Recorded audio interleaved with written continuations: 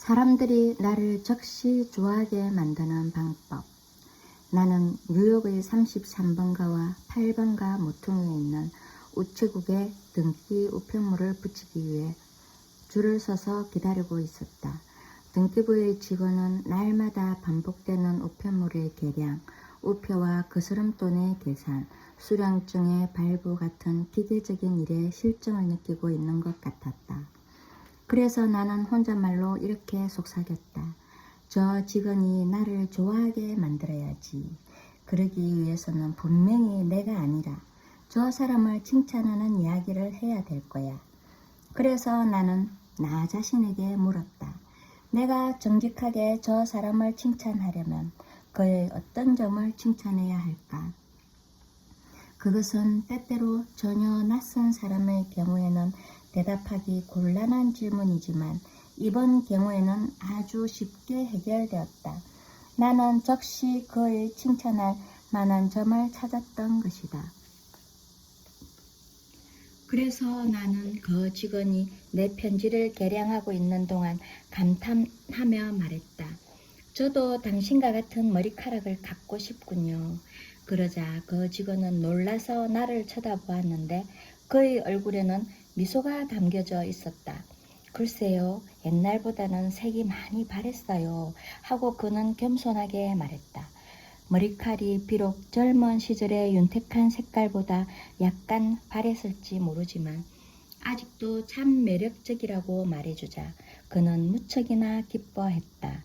우리는 즐겁게 대화를 잠시 나누었다.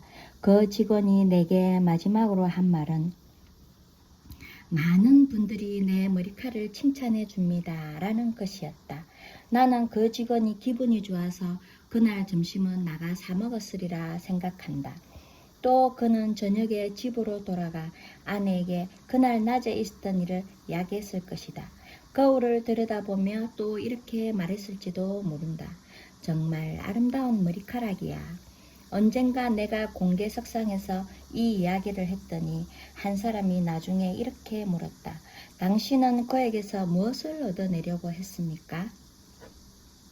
내가 무엇을 얻어내려고 노력했냐고?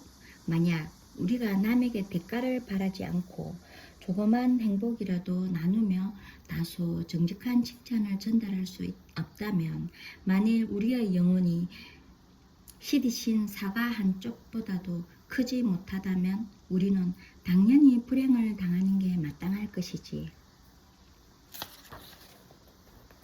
아, 하긴 그렇다. 나는 그에게서 무엇인가 얻어내기를 원했고 무엇인가 더할 수 없이 소중한 것을 손에 넣었다. 보상을 받지 않고 그 사람에게 무언가 좋은 일을 했다는 것을 바로 이것이 그 일이 지나간 뒤에 오랫동안 기억 속에 남아있을 느낌이다. 인간의 행동에는 대단히 중요한 법칙이 한 가지 있다. 이 법칙을 따르면 인간관계에 관한 거의 모든 문제를 피할 수 있다. 실제로 이 법칙을 지키기만 하면 많은 친구를 얻을 수 있고 행복을 오랫동안 누릴 수 있다. 그러나 이 법칙을 어기는 순간 우리는 끝없는 문제에 빠지게 된다. 이 법칙은 다음과 같다. 항상 다른 사람으로 하여금 자신이 중요하다는 느낌이 들게 하라. 앞에서 말한 바와 같이 존 듀이는 중요한 존재가 되려는 소망은 인간에게 있어서 가장 뿌리 깊은 욕구라고 했다. 그리고 윌리엄 제임스는 이렇게 말했다. 인간의 본성의 가장 끈질긴 욕망은 인정받고 싶어 한다는 것이다. 이미 지적한 바와 같이 이것이야말로 인간과 동물을 구별하는 욕구인 것이다. 인간이 문명 자체를 진전시켜 온 것도 바로 이러한 욕구에서이다. 철학자들은 수천 년에 걸쳐 인간관계의 법칙을 연구해 왔는데 그 가운데서 오직 한 가지 중요한 교훈을 발견했다. 그것은 새로운 것이 아니고 인류의 역사만큼이나 오래된 것이다. 2500년 전 페르시아에서 조로아스트는 그것을 그의 추종자들에게 가르쳤고 그의 추종자들은 배화교도에게 가르쳤다. 그리고 24세기 전 중국에서 공자는 그것을 강의했다. 도교의 시조인 노자는 도덕경을 써서 이것을 제자들에게 가르쳤다. 그리스도 탄생 500년 전에 석가모니는 겐지스강 길석에서 이것을 설교했다. 그보다 1000년 전에 힌두교의 성서는 이것을 가르쳤다. 예수는 20세기 전에 유대의 바위산 위에서 이것을 가르쳤다. 예수는 이것을 한 가지 사상으로 요약했다. 그것은 아마도 이 세상에서 가장 중요한 법칙일 것이다. 남에게 대접받고자 하면 남을 대접하라. 사람은 주위 사람들로부터 칭찬받고자 하며 자신의 진정한 가치를 인정받기를 원한다.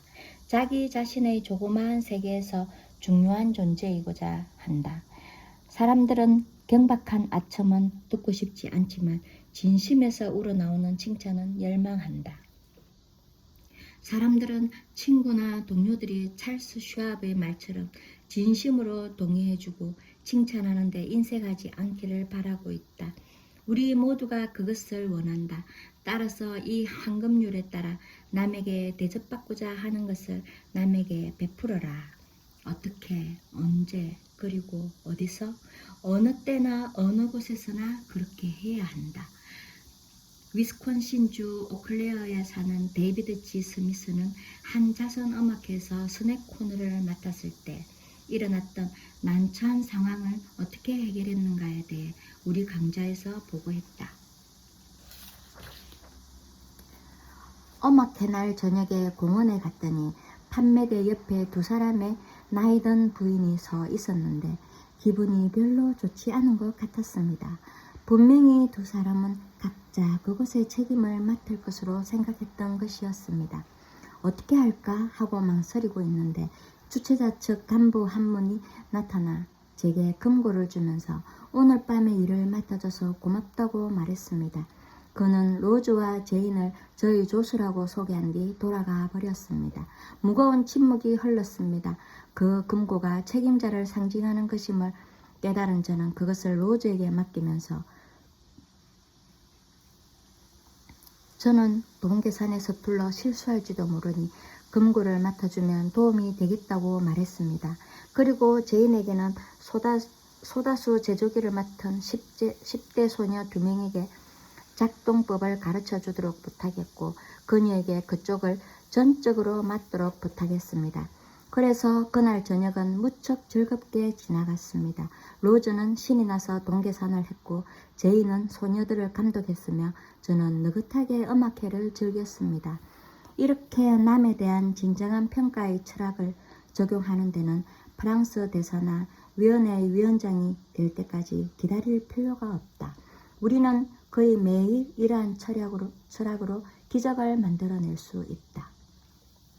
예를 들어 식당에서 감자튀김을 주문했는데 종업원이 으깬 감자를 가져왔다면 이렇게 말하면 되는 것이다. 수고를 끼쳐 미안하지만 저는 튀긴 감자를 시켰는데요. 그러면 기꺼이 감자를 바꿔줄 것이다. 왜냐하면 우리가 종업원을 존중해 주었기 때문이다. 수고를 끼쳐 죄송하지만 이것을 좀 감사합니다와 같은 아무렇지도 않은 친절한 감사의 말은 단조로운 일상생활의 톱니바퀴에 신선한 기름을 쳐준다. 그리고 이러한 태도는 훌륭하게 교육받았음을 나타내는 증명이기도 하다. 또 다른 예를 들어보겠다.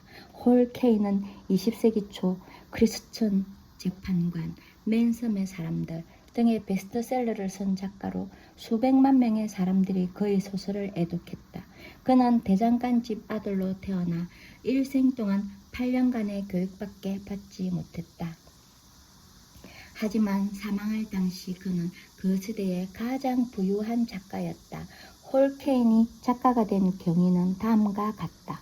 그는 소네트 14 행시와 발라드를 무척 좋아했는데 특히 영국의 시인 단테 가브리엘 로제티의 시를 좋아했다.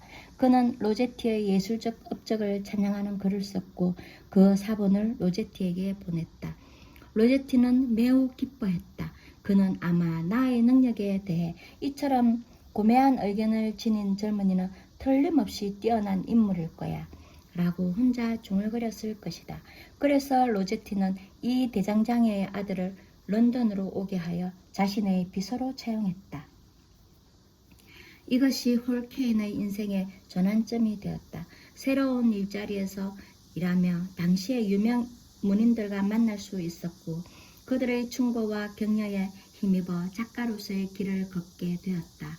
맨섬에 있는 홀케인의 집인 그리바 캐슬은 전 세계로부터 찾아오는 관광객들의 메카가 되었고 그는 수백만 달러의 유산을 남겼다. 그러니 누가 알겠는가? 만약 홀케인이 유명한 시인을 찬양하는 글을 쓰지 않았더라면 그는 이름도 없는 가난뱅이로 일생을 마치게 되었을지도 모른다. 진심에서 우러나오는 칭찬은 이와 같이 헤아릴 수 없는 위력을 가지고 있다. 로제티는 자신을 중요한 인물이라고 생각하고 있었고 그것은 결코 이상한 것이 아니다. 거의 모든 사람은 자기 자신을 매우 중요한 존재로 여기고 있다. 따라서 사람들의 인생은 누군가가 그를 중요한 존재라고 느끼게만 해준다면 달라질 수도 있다. 캘리포니아에서 우리 강좌를 맡고 있는 로널드 J. 롤랜드는 미술공예 교사이기도 한데 그의 초보 공예 클래스에 다니는 크리스라는 학생에 관해 우리에게 편지를 보내왔다. 초급반에 있는 크리스는 대단히 조용하고 내성적인 소년으로 자신감이 없어서 종종 교사에 관심받게 있는 그런 학생이었습니다. 저는 이 반 외에도 고급반을 가르치고 있었는데 그곳은 초급반에서 뛰어난 재능을 인정받은 학생들이 모여있는 곳으로 모두가 들어가기를 원하는 곳이었습니다. 수요일 실습 시간에 크리스는 부지런히 자기 책상에서 작업을 하고 있었습니다. 저는 그의 내부 깊숙한 곳에서 불이 활활 타오르는 것을 느낄 수 있었습니다. 저는 그에게 고급반에서 배우고 싶으냐고 물어보았습니다. 그때 저는 그 14살짜리 수줍은 소년의 얼굴에 나타난 그 감정을 표현할 길이 없습니다. 그는 눈물을 참느라 애를 쓰면서 이렇게 말했습니다. 저 말입니까? 롤랜드 선생님, 제가 그렇게 잘할 수 있을까요? 그렇고 말고 크리스, 너는 재능이 있어. 저는 그 말 외에는 할 수가 없었습니다. 제 눈에도 눈물이 괴었기 때문입니다.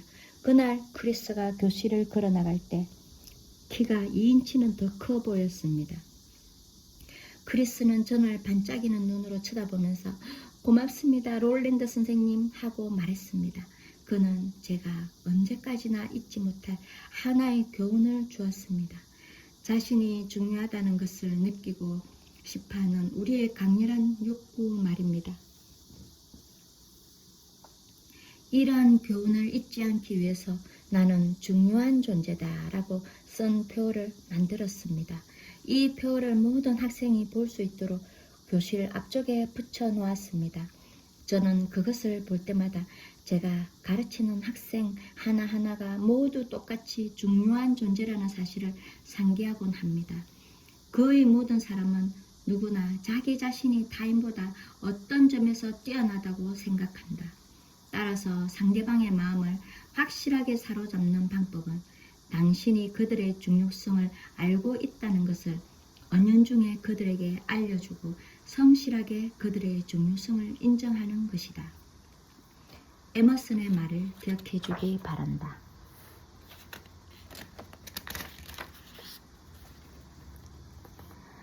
내가 만나는 모든 사람은 어떤 점에서는 나보다 앞서 있다. 그 점을 나는 그들에게서도 배워야 한다. 그런데 불행하게도 남에게 자랑할 만한 장점을 전혀 갖추지 못한 우리 인간은 종종 역겨울 정도로 요란하게 자기 선전으로 자신을 눈가림하려고 든다. 셰익스피어가 표현한 것처럼 인간, 오만불손한 인간이여 하잘것없는 얄팍한 권위를 내세워 하늘을 앞에 두고 우스꽝스런 농간을 부리고 있도다. 천사를 울리려고 하는구나. 내가 이야기를 하고자 하는 것은 내 강좌에 참가한 실업계 인사들이 이러한 원리들을 사용하여 얼마나 큰 성과를 올렸는가 하는 점이다. 코네티컷에 사는 한 변호사의 경우를 소개하겠다. 나의 강좌에 등록한 직후 알씨는 친척들을 방문하기 위해 아내와 함께 롱아일랜드로 차를 몰고 갔다. 아내는 남편을 고령의 숙모와 이야기하도록 남겨두고는 혼자서 다른 젊은 친척을 방문하기 위해 나갔다. 알씨는 칭찬의 원리를 어떻게 적용했느냐에 관해 얼마 뒤 강좌에서 보고해야 했기 때문에 숙모와 이야기를 하면서 경험을 쌓아보는 것도 좋겠다고 생각했다. 그래서 그는 솔직하게 칭찬할 수 있는 것이 없을까 하고 집안을 살펴보았다. 이 집은 1890년경에 지은 집이죠? 하고 그가 물었다. 그렇지, 이 집은 바로 그 해에 지었다네. 이 집은 제가 태어난 집을 연상케 하는군요. 하고 그가 말했다. 정말 아름다운 집이네요. 방도 넓고 튼튼하게 지었고요. 요즘은 이런 집이 별로 없어요. 자네 말이 맞아. 하고 숙모는 동의했다. 요즘 젊은 사람들은 아름다운 집에는 관심이 없지. 좁다란 아파트에 늘 자동차를 타고 돌아다니기를 즐길 뿐이야. 이 집이야말로 꿈의 집이라네. 숙모의 목소리는 그리운 추억으로 약간 떨리고 있었다. 이 집은 사랑으로 지어진 집이라네. 남편과 나는 이 집을 짓기 전에 몇 년 동안 이런 집을 꿈꾸었지. 이 집은 건축가의 손을 빌리지도 않고 우리끼리 설계해서 지은 집이라네. 숙모는 그에게 집안을 보여주었고 그는 숙모가 여행 중에 여기저기서 사들여 소중하게 간직해온 아름다운 물건들, 즉 페이즐리 숄, 오래된 영국제 찻잔 세트, 외지 윗옷, 프랑스풍 침대와 의자, 이탈리아 그림, 한때 프랑스의 고성에 걸려있던 실크 커튼 등에 대해 진심으로 찬사를 보냈다. 집안 구석구석을 그에게 보여주고 난 숙모는 그를 차고로 안내했다. 그곳에는 새 것과 다름없는 패크드 자동차 한 대가 서 있었다. 남편이 세상을 떠나기 전에 나를 위해 저 자동차를 사주었다네. 하고 숙모는 부드러운 목소리로 말했다. 남편이 죽은 다음에는 한 번도 타지 않았지. 자네는 좋은 물건을 보는 안목이 있는 것 같군. 그래서 난 이 차를 자네에게 주겠네. 숙모님 그건 곤란합니다. 하고 그가 사양했다. 물론 숙모님 호의는 감사하지만 저는 받을 수 없습니다. 저는 숙모님과 핏줄이 닿은 친척도 아닙니다. 제게는 새 자동차가 있습니다. 그리고 숙모님 친척 가운데도 패크드 차를 갖고 싶어하는 사람이 많이 있을 거고요. 친척이라고 하며 숙모는 소리쳤다. 물론 내가 죽으면 저 자동차를 가져가려고 기다리고 있는 친척들이 많이 있을 테지. 그러나 어림도 없는 이야기야. 그들은 이 차를 가질 수 없어. 친척에게 물려주고 싶지 않으시면 중고 자동차 업자에게 파실 수 있을 텐데요. 하고 그가 말했다. 이 자동차를 팔라고? 하며 숙모는 비명을 질렀다. 내가 이 자동차를 팔 것 같은가? 얼굴도 모르는 낯선 사람이 이 자동차를 몰고 길거리를 왔다 갔다 하는 모습을 내가 보고 있을 수 있다고 생각하는가? 저 차는 남편이 나를 위해 사준 차란 말일세. 팔 생각은 꿈에도 없다네. 나는 꼭 자네에게 이 차를 주겠네. 자네는 아름다운 물건을 보고 칭찬할 줄 아는 사람이니까 말일세. 그는 받지 않으려고 끝까지 사양했으나 숙모의 감정을 상하게 하면서까지 버틸 수 없었다. 넓은 집에 홀로 남겨진 페이즐리 숄과 프랑스의 골동품과 자신의 추억 속에 파묻혀 살고 있던 숙모는 조금의 칭찬에도 굶주려 있었다. 숙모도 한때는 젊었고 아름다웠으며 남성들의 구애도 많이 받았었다. 또 사랑이 가득 담긴 집을 짓고 그 집을 아름답게 꾸미기 위해 유럽 각지로부터 가구들을 사모으기도 했다. 이제 나이가 들어 세상과 격리된 고독 속에 살고 있는 숙모는 조그마한 인간적인 따뜻함과 마음속으로부터의 작은 칭찬을 갈구하고 있었던 것이다. 그러나 누구 한 사람 그것을 주지 않았다. 사막에 솟은 한 줄기 샘물처럼 그녀가 그것을 발견했을 때 숙모의 감사한 마음은 자신이 아끼는 패크드 차를 선물로 주지 않고서는 도저히 표현할 수가 없을 정도였던 것이다. 또 다른 경우를 예로 들어보겠다. 뉴욕주 라이에 있는 루이스 앤드 발렌타인 조경회사의 지배인 도널드 M. 맥마헌은 다음과 같은 경험담을 말해 주었다. 친구를 사귀고 사람들에게 영향을 주는 방법에 관한 강좌에 참석한 직후 저는 어느 유명한 법률가 저택에서 조경 공사를 하고 있었습니다. 집주인이 나와서 저에게 철쭉과 진달래를 심고 싶은 장소에 대해 몇 가지 지시했습니다. 저는 집주인에게 말했습니다. 판사님, 아주 좋은 취미를 가지고 계시군요. 판사님의 멋진 개들을 보고 저는 감탄했습니다. 메디슨 스퀘어 가든에서 매년 열리는 개 콘테스트에서 많은 상을 타셨다면서요? 이 몇 마디의 칭찬이 가져다 준 효과는 참으로 놀라웠습니다. 그래요? 개들 때문에 재밌는 일이 많았지요. 개 사육장에 한번 가보겠소? 집주인은 거의 1시간에 걸쳐 개를 보여주고 그들이 받아온 상패를 보여주었습니다. 심지어는 개의 족보까지 들고 나와 아름답고 영리한 개들을 낳은 혈통에 관해서 설명했습니다. 마지막으로 판사는 저를 돌아보며 물었습니다. 나이 어린 자녀가 있소? 네, 아들이 하나 있습니다. 그렇다면 강아지를 좋아하겠군 하고 판사가 물었습니다. 네, 무척 좋아합니다. 좋소, 내가 한 마리 줄이다. 판사는 저에게 강아지를 키우는 방법에 대해 설명하던 중 잠시 말을 중단했습니다. 말로만 하면 잊어버리지. 내가 종이에 적어주겠소. 판사는 집 안으로 들어가 강아지의 족보와 먹이를 주는 방법 등을 타이핑해 가지고 나왔습니다. 그는 저에게 수천 달러의 값이 나가는 강아지와 1시간 반이라는 귀중한 시간을 주었는데 그것이 모두 그의 취미에 대한 저의 정직한 칭찬 때문이었습니다. 코닥 필름으로 유명한 조지 이스트만은 활동 사진을 가능하게 한 투명 필름을 발명하여 수억 달러의 재산을 모았고 지구상에서 가장 유명한 실업가 중 한 사람이 되었다. 그러나 이러한 모든 성공을 이룩한 사람조차도 우리처럼 약간의 칭찬을 갈구하고 있었다. 그 이야기를 여기에 소개해본다. 이스트만이 로체스터의 이스트만 음악학교와 필본 홀을 짓고 있을 때 당시 뉴욕의 수피리어의자 회사 사장이던 제임스 아담스는 이 건물에 필요한 의자를 납품하는 주문을 따내고 싶었다. 건축가에게 전화를 한 아담스는 로체스터에서 이스트만과 만날 약속을 했다. 아담슨이 도착하자 건축가가 이렇게 말했다.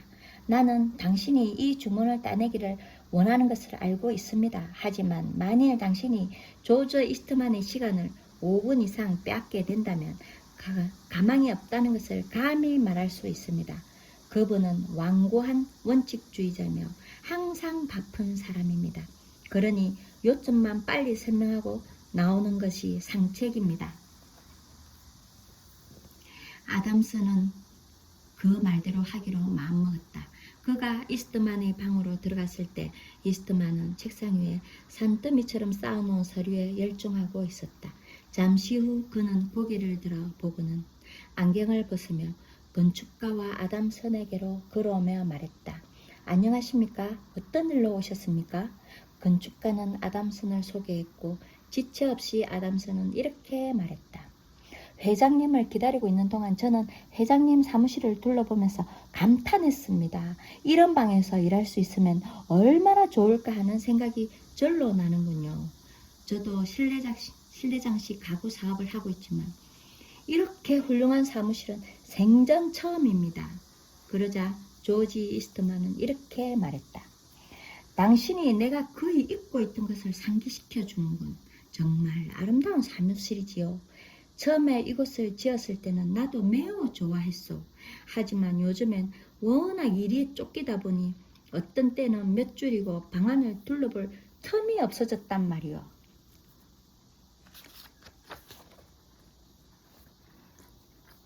아담스는 방 한쪽 구석으로 걸어가 손으로 벽에 판자를 문질러 보았다. 이건 영국산 떡갈나무 아닙니까? 이태리산 떡갈나무와는 약간 결이 다르지요. 그렇지 하고 이스트만이 대답했다. 영국에서 수입이 왔는데 목재 전문가인 친구가 나를 위해 골라준 거요. 그리고 이스트만은 그를 방 안으로 안내하면서 목재의 균형, 색채, 목각, 그리고 자신이 직접 고안해 만든 것들을 설명해 주었다. 방안을 둘러보며 목제품을 감상하다 두 사람은 창문 앞에서 잠시 걸음을 멈추게 되었다. 그러자 이스트만은 조용하고 부드러운 목소리로 자신이 추진하고 있는 사회 사업을 위한 갖가지 시설들, 로체스터 대학교, 종합병원, 아동병원, 양로원 등에 대해 설명하기 시작했다. 아담스는 인간의 고통을 들어주기 위해 큰 돈을 쓰고 있는 이스트만의 이상주의적인 태도에 대해 진심으로 경의를 표했다. 그러자 이스트만은 유리 상자를 열고 그가 최초로 소유했던 카메라를 꺼냈다. 그것은 어떤 영국인으로부터 사들인 발명품이었다. 아담스는 이스트만에게 사업 초기에 겪어야 했던 난관들에 대해 자세히 물었다. 이스트만은 가난했던 어린 시절을 이야기하고 보험회사의 직원으로 근무하는 동안 홀어머니가 어떻게 하숙집을 꾸려나갔는지 이야기했다.